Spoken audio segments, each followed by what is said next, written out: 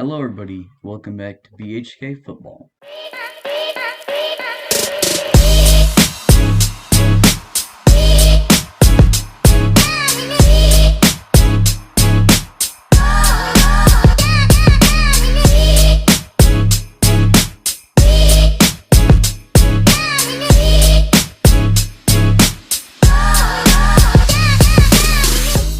That's right, we have an intro now, no more Animotica logo. That's because I'm using CapCut. This is the third time I've had to record this video due to issues with CapCut not saving my audio when I record videos.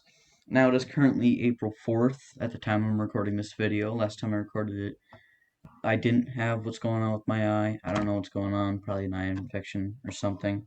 I've been taking allergies, I don't know. Either way, let's get into these power rankings. In 32nd, I have the Buccaneers.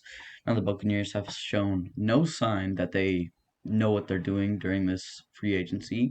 They signed Baker Mayfield, who may help out the team a little bit, but the defense and Chris Godwin, along with Mike Evans, will definitely carry this team if they don't get somebody to help out this team. Rachaad White looks pretty promising, but I guess we'll have to wait and see for next year. First, this may be a part of my bias.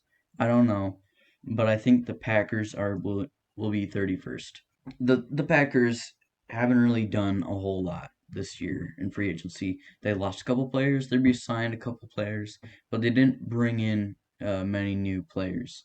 They lost tight end Robert Tonyan to the Bears, and they're most likely going to be losing Aaron Rodgers to the Jets. Next and 30th, I have the Colts. Yes, they do have the 40th overall pick in the NFL draft. Just don't see them, knowing the Colts, I don't see them doing a whole lot with it. Jonathan Taylor looks pretty good, but granted, you did lose Stephon Gilmore and your only wide receiver who showed some promise. Forgot his name, don't judge me on it, sorry. 29th, I have the Patriots. When I'm recording this, I recently just found out about what happened with Bill Belichick and Mac Jones. Apparently, Bill Belichick wants to trade away Mac Jones. Shocking, I know. But they lost Damian Harris, and then they also lost Jacoby Myers. Now, Jacoby Myers is currently on the Raiders, and Damian Harris is on the Texans. Now, I don't see this team really going anywhere, especially with losing those players. Who now do they have on the receiving game? They have Juju Smith-Schuster. I don't see them doing very good like this. Bailey Zappi last year, he looked pretty solid, I'm not going to lie. But the rest of this team does not look extremely promising. Next, in 28th, I have the Eagles. Yes, a big fall for them. I don't see them doing a whole lot. They do currently have, the 5th overall pick, or is it the 6th? The run game is a little weaker, and there's a lot of holes on defense.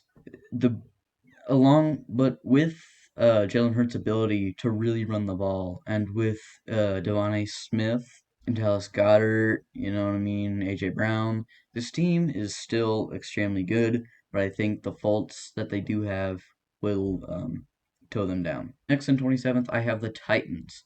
Now, the Titans didn't really do a whole lot in free agency.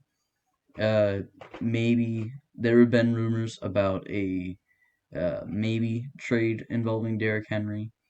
I don't know about that. I highly doubt it, in my personal opinion. Next, in 26th, I have the Cardinals. Now, the Cardinals, there have been rumors about a DeAndre Hopkins trade. I don't know about that. But this team, with the 3rd overall pick, will most likely draft a defensive player. Who knows? Maybe they can capitalize on that. They spent a little too much money on Kyler Murray last year, and then with the fact that the only receiver, DeAndre Hopkins, it might be leaving, no significant run game, and the defense that is being picked away slowly definitely will not succeed. Next, at 25th, I have the Rams. It could be either or with the Cardinals, whether you think so or not, but they really sold the farm just to win the Super Bowl. They traded away a lot of draft capital, a lot of good players, and then losing all of that really set them back last year. And I think it'll happen again. Maybe they could do a little better, but who really knows? In 24th, I have the Texans. Now, the Texans currently do have the second overall pick. It's rumored that they'll either get Bryce Young or CJ Stroud. Now, the thing about the Texans is they don't really have a whole lot of talent on the team, and when they do, they trade it away for some garbage. They did sign Damian Harris, which was, in my opinion, I think was a good move, but they got rid of Brandon Cooks, their only receiving weapon, for what, a nickel and a butterscotch? Who really knows? But I don't see them doing extremely well this year. On 23rd, I have the Raiders. Yes, they did sign Jimmy Garoppolo, and then they also signed Jacoby Myers. They also franchise tagged Josh Jacobs, so he'll be sticking around. It really depends on what you think. Because personally, I think the Raiders are going to be some hot garbage this year again. The defense is okay. This entire team can be summed up as mediocre. Next in 22nd, I have the Falcons. Now the Falcons, the Drake London looks pretty good. This team really only needs a quarterback because Desmond Ridder will not help this team out, especially with the newly improved Panthers and Saints. But other than that, I think the rest of the team is okay. I mean, the running game looks pretty solid with Tyler Alliger and Cordero Patterson. Cordero is a little old. I can't say that, but he still looks okay for his age. Next in 21st, I have the Browns. Now, the Browns, they make somewhat good decisions, but don't really know how to capitalize on them. They did get Elijah Moore, which will definitely help out a little on the receiving game. They do have the best run game in the league, and the defense looks okay, especially with Myles Garrett. Next in 20th, I have the Commanders. Now, I could see Mac Jones landing on the Commanders, which would definitely boost the team a little bit, especially with Terry McLaurin and Curtis Samuel. And Brian Robinson Jr., he's also pretty good. This defense, though, it is a little shaky. In 19th, I have the Broncos. Now, Russell Wilson didn't show last year that he was the guy that was going to fix all their problems. In fact, he might have made them worse. Maybe you could blame it on Nathaniel Hackett. Who knows? Either way, with Sean Payton in now, I think they can find a way to do better than last year. If they don't do better this year, they'll definitely cut Russell Wilson, and some QB needy team will pick him up, like the Texans. Hey, Editing Blake here. I put the Ravens at 18th here. I made some not very good takes, and the only one I wanted to correct and update is currently April 12th. With the OBJ signing to the Ravens, I think that's going to keep Lamar around for at least a little bit longer. Maybe they'll find a way to pay him. Who knows? But there have not been any offers for Lamar yet. Let's get back to this video. Next, in 17th, I have the Chargers. Now, the Chargers, they showed they know how to blow 27-point leads. I think I have that correct. Okay, maybe. I don't know. But especially maybe losing Austin Eckler will set this team back a little bit. Justin Herbert looks really good. Not Austin Eckler. I forgot the receiver's name. Pardon my memory today. Joey Bosa and Derwin James make this defense look unstoppable. Next in 16th, I have the Bears. Yes, I moved them up from where the Commanders were, from 20th up to 16. They've been spending a lot of money, and they also traded away the number one overall draft pick to the Panthers for DJ Moore, a fourth overall pick, the 61st overall pick, a 2024 pick, and a conditional 2025 pick. Holy smokes. What a trade. The fourth overall pick, the ninth overall pick. I goofed that one up. Either way, this they got a whole lot out of it, and I think they can definitely know how to capitalize on it. Justin Fields looks unstoppable. I'd say he's top 3 in the NFC because all the good quarterbacks are in the AFC, but we don't talk about that. Either way, the rest of this team looked god awful last year. Let's be honest. With Chase Claypool and Darnell Mooney, this team looked awful. As long with the defense, it was terrible. Montgomery was okay, but this year I think they spent a lot of money on the defense, and especially with DJ Moore. Now Justin Fields can work on his receiving or his passing ability and throw to DJ Moore. I currently see them maybe making it into the playoffs. Next in 15th, I have the Seahawks. Now, the thing about the Seahawks, we saw last year how good Geno Smith was, and he just got a total bag. Like, what was it, $104 million for a 4-year contract? I don't know. Put it on screen somewhere. Okay. Definitely had it wrong. Either way, they spent a whole lot on him, and he looks very promising. DK Metcalf, Tyler Lockett make that receiving game look amazing. Kenneth Walker looks amazing. The defense looks great. I don't see a whole lot wrong with this team. And now we move on to the top 14, aka the playoff contenders. At 14th, we have the Dolphins. Now they traded for Jalen Ramsey, and they practically traded Pocket Lint for Charizard card. Either way, they got a big deal, or they got a good deal out of that. Jalen Ramsey still looked promising last year, and I definitely think they could find a way to make it work with Jalen Ramsey. If Tua stays healthy, this team could definitely be what we saw last year when Tua was healthy. With Jalen Waddle, Tyreek Hill, that receiving game is also good. Raheem Mostert, Jeff Wilson Jr. makes the running game look awesome. And the rest of this team on defense looks okay, but now with Jalen Ramsey, I'd say that knocks it up to good.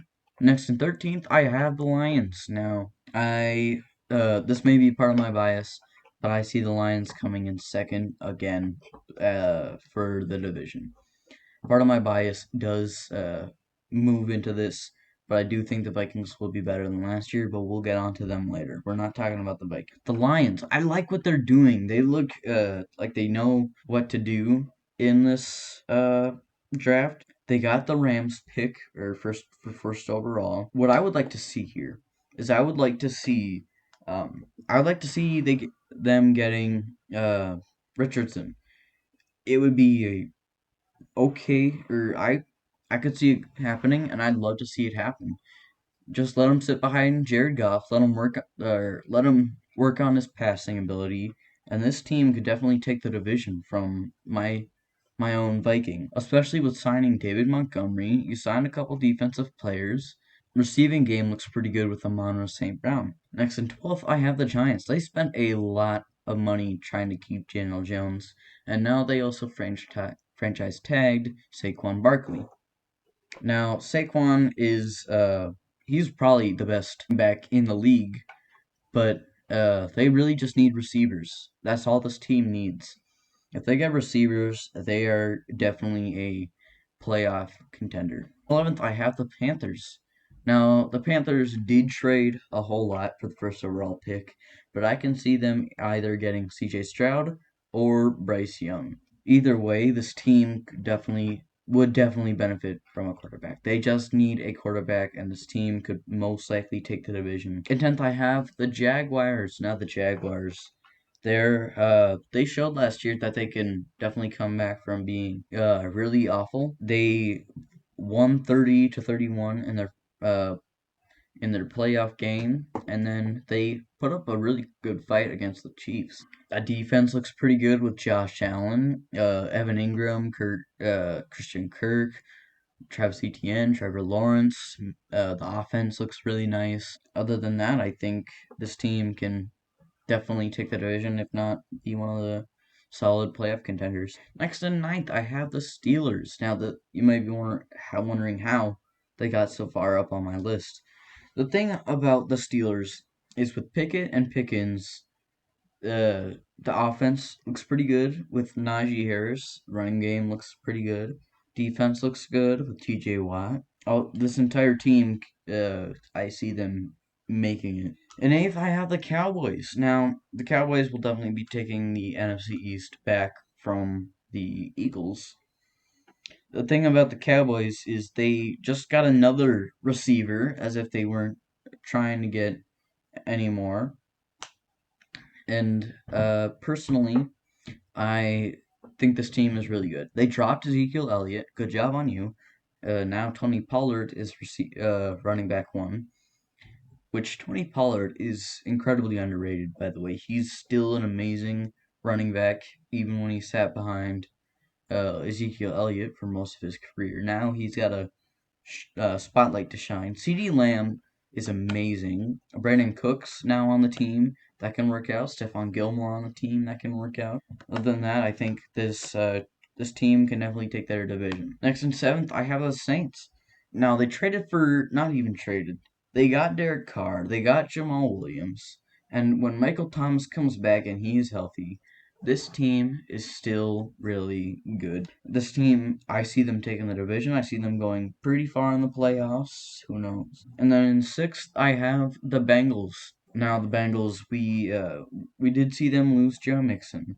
There have been accusations about Jamar Chase. Either way, they still have the best receiving core in the NFL. You can fight me on that, and you will never win because T. Higgins, Tyler Boyd, Jamar Chase, that is a god tier receiving core. Joe Burrow is still an amazing quarterback, and they just need a running back and a better offensive line, which they did sign Orlando Brown Jr. But either way, this team is pretty golden. Now we move into the top five. Now in fifth, I have the defending Super Bowl champions, the Kansas City Chiefs. Now, Chiefs, they did lose Juju Smith-Schuster, but Sky Moore, Isaiah Pacheco, those rookies looked pretty good last year, especially in the Super Bowl. Patrick Mahomes, Travis Kelce are the new Tom Brady and Gronk. I'm calling it here, calling it now. This team is still great, one of the best in the AFC, but unfortunately, I have them beat out by number 4, the Jets. Now, when the Jets do get Aaron Rodgers, and even if they don't get Aaron Rodgers, they have all the leverage in the trade. If they just can't agree on a if they can't agree on a deal with the Packers, they can definitely say screw you and trade for Lamar. That would definitely make this team a whole lot better. They're signing receiver after receiver, especially for not Patrick Mahomes, for Aaron Rodgers. And the defense looks great with Sauce Gardner. Garrett Wilson looks good. And Breece Hall will be coming back from injury, boosting that run game. And next and third, I do have a bit of a bias, but I think the Vikings will take third. The Vikings are still a good team. We can definitely improve. It really depends on who we draft or who they draft. I want to see them grab another receiver, especially with the loss of Adam Thielen. I don't want to deal with Jalen Rager for a whole year. Maybe pick up a quarterback to sit behind Cousins, but I don't know who you're really gonna get at 20 something for quarterback. I'd like to see them grab somebody for when Kirk Cousins eventually, or when they eventually get rid of Kirk Cousins. On second, I have the Buffalo Bills, but now you probably know who the first overall is at this point. Don't skim ahead. Stop it. And second, I have the Buffalo Bills. They did lose a player on defense. They lost a couple defensive players. They lost Devin Singletary, but if they do get a solid running back, they can definitely make it work, in my opinion. And finally, in number 1, I have the San Francisco 49ers. This entire team is a god squad, with Brock Purdy looking so promising at a young age, even being Mr. Irrelevant, already being compared to Tom Brady. CMC looks amazing. Deebo Samuel, Brandon Ayuk look awesome. Kittle, amazing tight end. I mean, the defense looks great. Nick Bosa, they signed Eagles defensive tackle. 54, I forgot who he was. Pardon me for not remembering half of these players. I don't know what's going on today, but either way, that I see them taking first in the league. And those were my March NFL Power Rankings. I know this video came out late. I'm sorry. I couldn't get it done. I had issues with the new editing software. It's fine. I definitely have a bit of a bias. I was getting trashed on at school for having cold takes, but honestly, I've seen colder takes. that was the end of this video. I hope you guys enjoyed.